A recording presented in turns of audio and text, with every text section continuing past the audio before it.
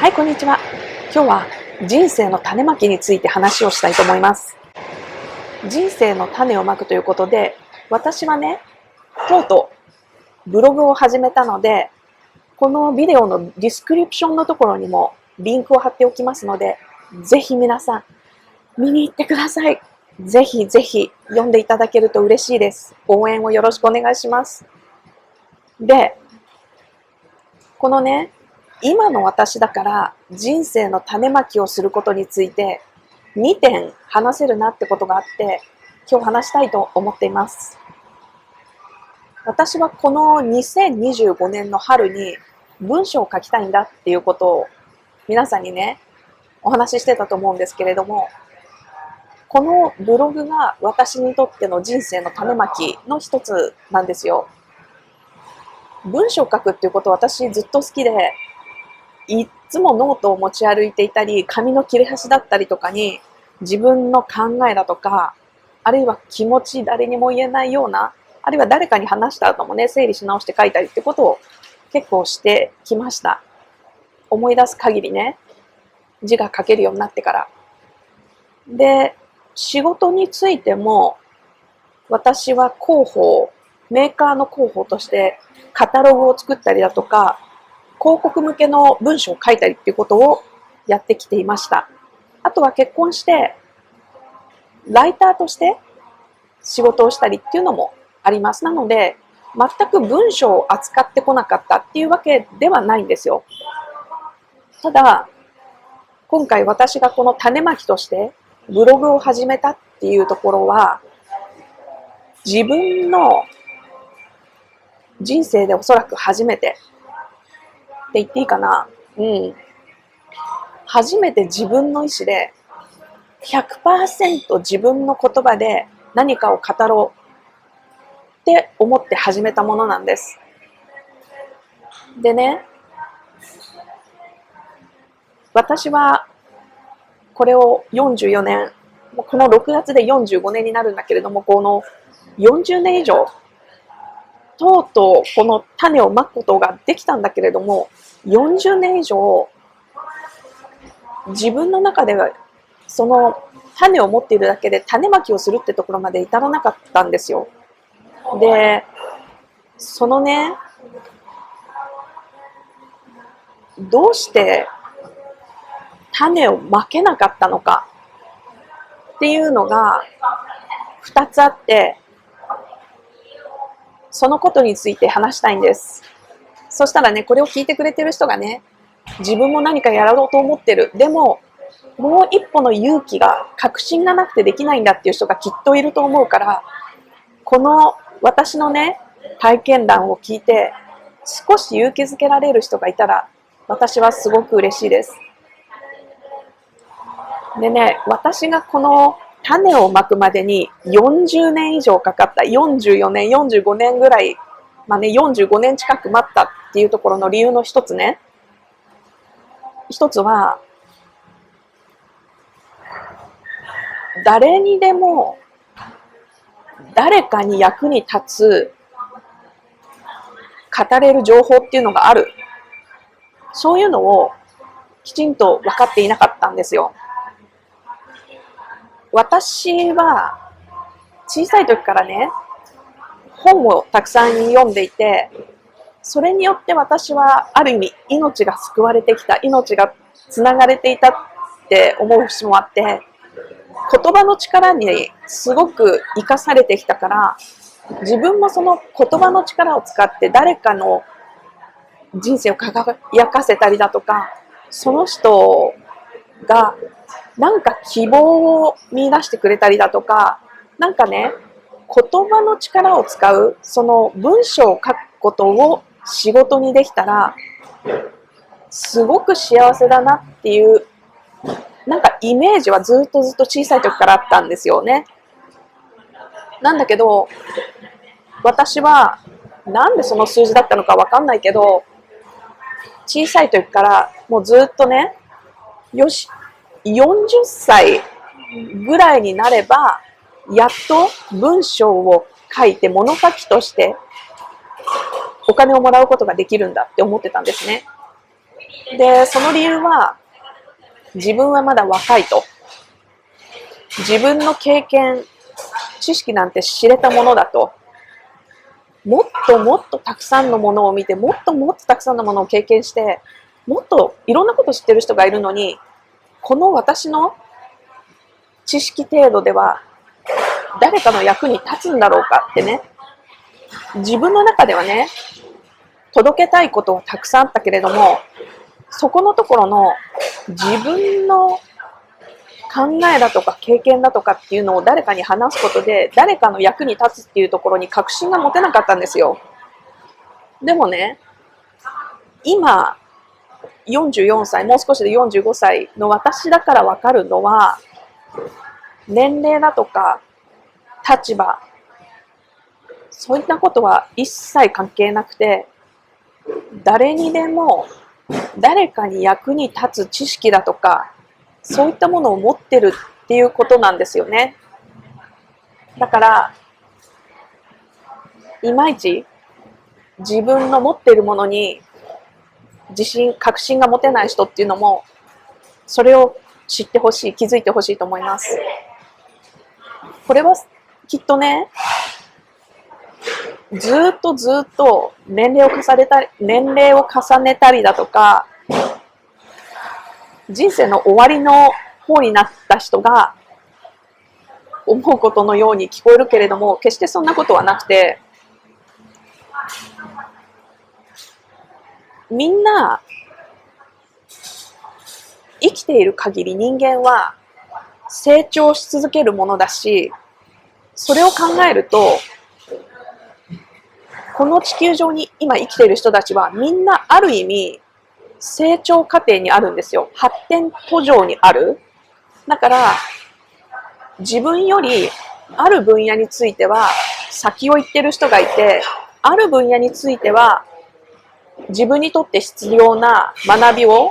もうすでにマスターしているっていう人が年齢だとかそういったの関係なくいるんですよね。でね、私はそれをやっぱり今になって気づいたんですよね。以前の私はある程度の年齢を重ねて、みんなにも信頼してもらえるだけの知識を貯めて、何かすごいことを言わなくちゃいけないと思った。だってすごいこと言ってる人ってかっこよく見えるし、そんなイメージがあったんですよね。なんだけど、絶対に生きている限り人間っていうのは学び続けるものだし、学んでないように見える人だって何かを絶対学んでる。みんな発展途上なんだから、それを考えたら、必ず誰かが誰かの先生になり得るんだから、自分が経験してきたこと、自分が考えてきたこと、何でも自分の言葉で気負わず、すごいことを言おうってしなくても、ただ語るだけで誰かの役には立つ。そういうことなんですよね。私はそれを実感しているし、すごくもっと長くいればどれだけ自分が素晴らしい人間になれると思っていたんだろうみたいなね、ある意味おごりもあったかなと思います。だから自分の知識経験じゃまだまだだ、もっともっと頑張らないと自分には価値がないなんて思ってる人がもしいたら、そこはやっぱり考え直してほしい。みんな人間は発展途上。誰でも誰かの先生になる知識経験を持っている。私たちが、それであなたがすべきは自分の言葉でそのことを話すっていうこと。全く同じ場所でね、全く同じ経験をしても、この人とこの人って言葉の使い方だとか感じたことだとか考えたことって違うから、絶対に説明が違うものになるんですよ。同じ経験したことについて話したとしてもね。で、全く同じことを聞いても、この人からの話は入ってくるけど、この人のは何かちょっとしっくりこないんだよねって、そういうことがあると思うんですよね。それ、誰が語っても絶対誰かに役に立つ。それをね、一つ私が学んだこととして皆さんにお伝えしたいなと思います。それとね、もう一つ、これはすごく種をまく、人生の種をまくっていうこと以外にもきっと活かせるんじゃないかなと思うんですけれども、自分が戦うべき戦、それと自分が戦わなくていい戦について自分の中で決めるっていうことですね。私はね、もともとすごく負けん気が強いんですよ。負けず嫌い。ものすごく。本当に、自分でも嫌だなって思うぐらい、自分の大切な人だったりだとかがうまくいった時にも、もうなんかね、自分がどうしてできるはず、同じことできるはずなのにどうして自分じゃないんだ、自分がそれを達成した立場にいないんだとかもうわかんない。とにかく、すごく負けず嫌いなんですよ。自分でもね、本当にうんざりするぐらい嫌になるぐらい負けず嫌いな性格なんです。もともとね。で、私、高校生の時にアメリカに留学していたんですね。で、そこで初めて、本当に人生で初めて貧富の差っていうのを体験することになって、今まで聞いたりだとか、話の中で、本で読んだりだとか、そういったことで、貧富の差ってあるんだな、あるんだろうなっていうのはなんとなくは分かってたけど、もう自分の身近に貧富の差っていうのを感じて、私はものすごく衝撃を受けたんですよ。で、もともとの負けん気の強い性格が、なんかそれによってまた影響されて、ますますありとあらゆるエリアで勝たなければならないみたいなね、そういう気持ちになっちゃったわけですよ。そういう考えに、そういうマインドにね。で、もちろんそこにはね、理由はあるんだけれども、私はやっぱり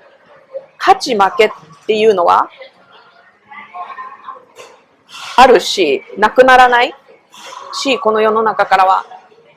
勝ちにこだわるっていうそのことの大切さっていうのもあると思ってる。だけれど、なんかね、すごく、まあ、負けん気の強い性格がますます強くなったと。で、日本に帰ってアメリカからね、すごく日本の社会って優しいんですよ。本当に優しくて、みんないい意味でも悪い意味でもふんわりと平均化されていて、私が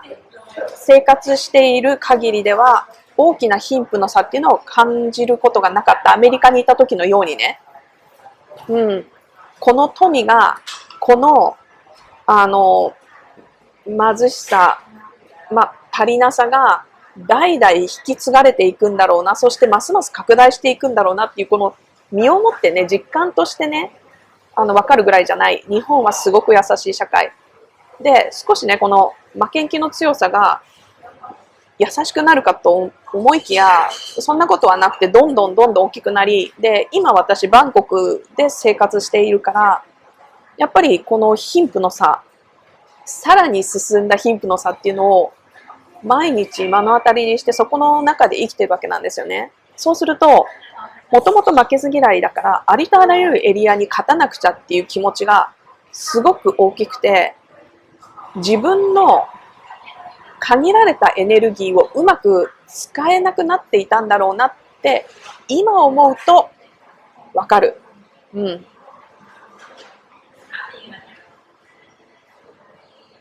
人間のここの気力だとかね、体力だとか、このエネルギーって限られたものなんですよね。その時によって大きくなったり小さくなったり、強くなったり弱くなったりだとか、増えたり減ったりだとかね、その常にこう変化があるもの。だからいかに自分の限られたエネルギーを効率的に使うか、あるいは余分なところに使わないかっていうことで、自分の行きたいところに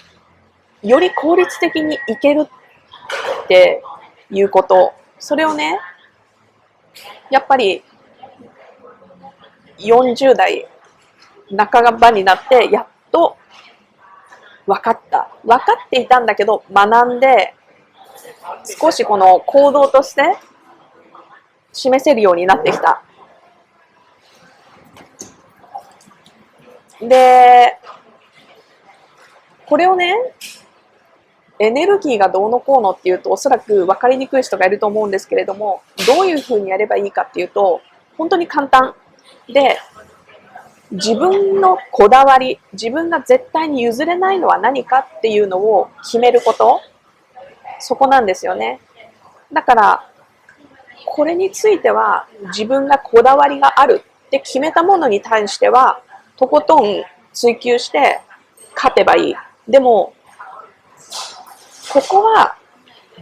自分が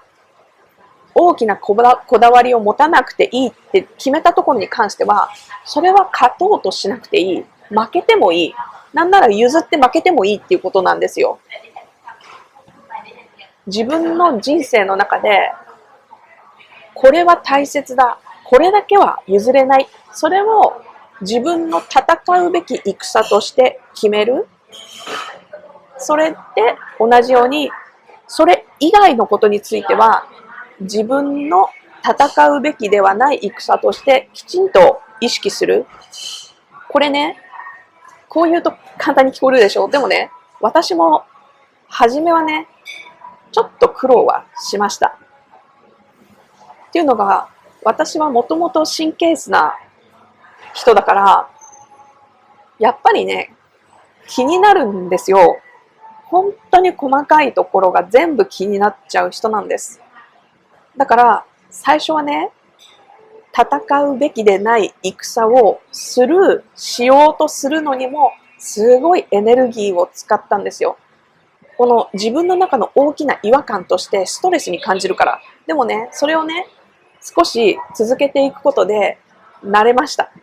これだけ神経質な私も慣れたから、きっと誰でもできるはずだと私は思う。やっぱりね、何事もバランスだと思うんですよね。本当に私若い頃は、極端な人間だった。なんて言うんだろう、エキストリームな人間だった。何でも。楽しむときには、もう思いっきり電池が切れるまで楽しむし、ダメになろう、悪いことをしようとしたら、とことんやる。全部ね。よく働く時もあるし、それが逆にマイナスに出る時もあるんだけれど、とにかく極端な人間だったんですよ。それによって結果も出したこともあるけれども、この今40半ばになって私が思うのは、やっぱりその戦うべき戦と自分が戦うべきではない、戦わなくてもいい戦っていうのについてきちんと明確に分けることで、自分のバランス、自分の人生のバランス、あるいは自分に関わる人たちのバランス、そういったものもある程度崩れないように保った方が、やっぱり自分に全て返ってくるからいいなっていうのが今の私の考えです。やっぱりね、この地球上でね、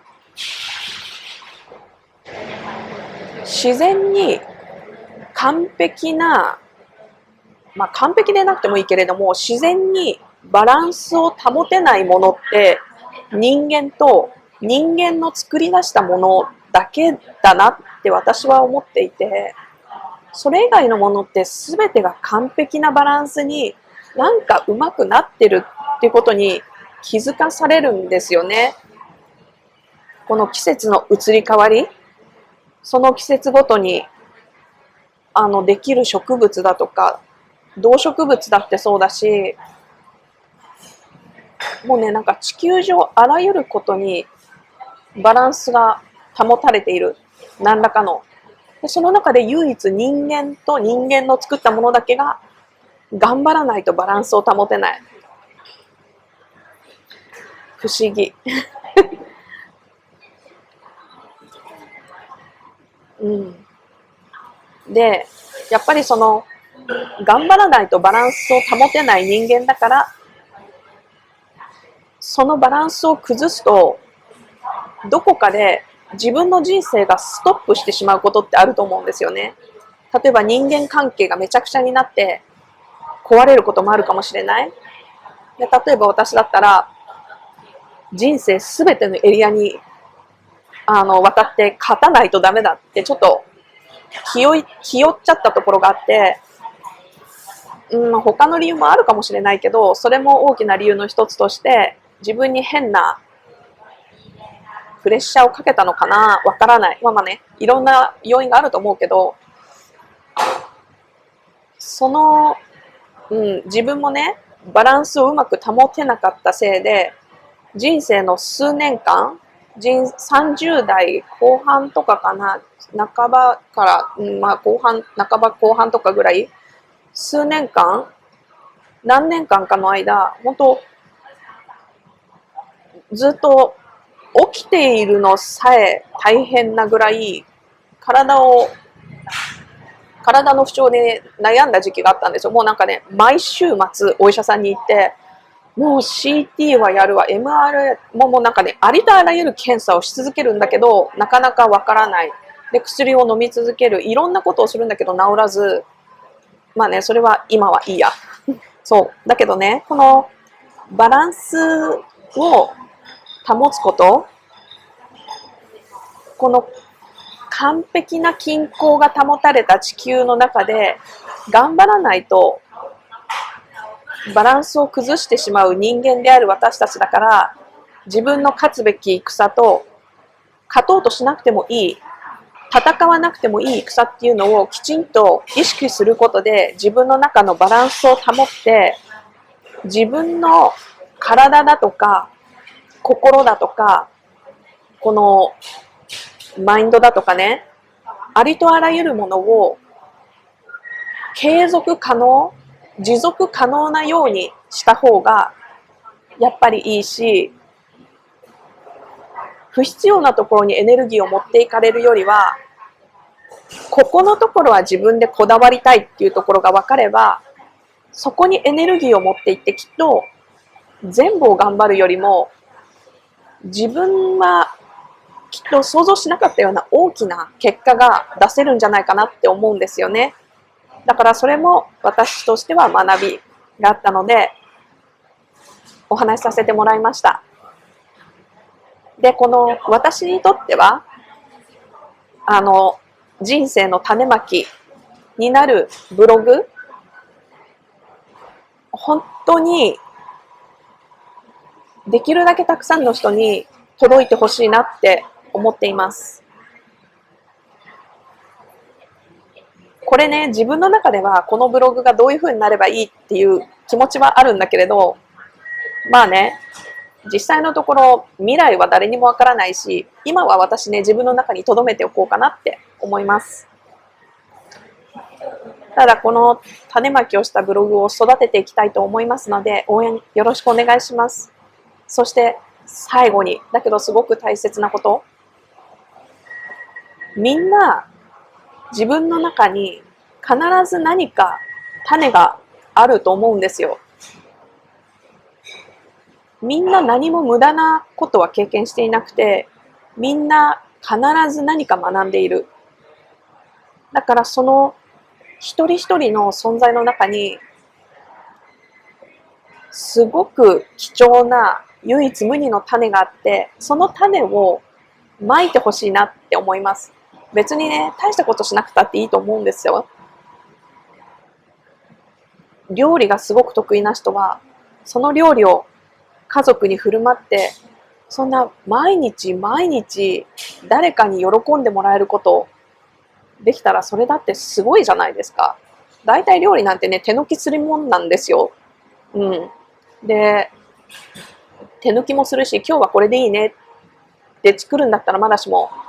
そのうちね、効率ばっかり求めて、まあこれでいいだろう。いかに早くやるかみたいなね、そういうところを追求しちゃったりとかして、いかにこれを作ることで食べる人たちが喜んでくれるかだとか、いかにその人たちの体だとか心にこの栄養をもたらしてくれるかとかね、そんなこと考えてね、毎日毎日作ってる人なんていないと思う。うん。お金もらってる人だってそんなことやってないと思うんですよね。効率とかやっぱ求めちゃうし、利益とか。でもね、本当にそれができるとしたらすごい。だからね、ただ毎日料理してるだけっていう人も、ただやってるだけじゃないんですよね。すごいことやってる。やろうと思えばね。本当にその種に気づいて種まきをしてほしいと思いますね。で、余分なところには気にしなくていい。余分なところは気にしなくていい。全部にこだわろうと思ったら、もう人生ひっちゃかめっちゃかになっちゃう。だって、なんかもう、例えば花壇で、バラも咲いて、ボタンも咲いて、桜も咲いて、チューリップも咲いて、クロッカスまでとか、そんな花壇誰も見たくないでしょ？やっぱり季節ごとに、そこのところにちょうどいいものを咲かせればいいと思うんですよね。全部じゃなくていい。ところどころは草が生えてたっていいと思うんですよ。やっぱり何事もバランスが大事。ということでした。じゃあぜひ、このディスクリプションの中に入れておくので、私のブログ、ノートブログなんだけど、ぜひ読んでみてください。そして応援をお願いします。では。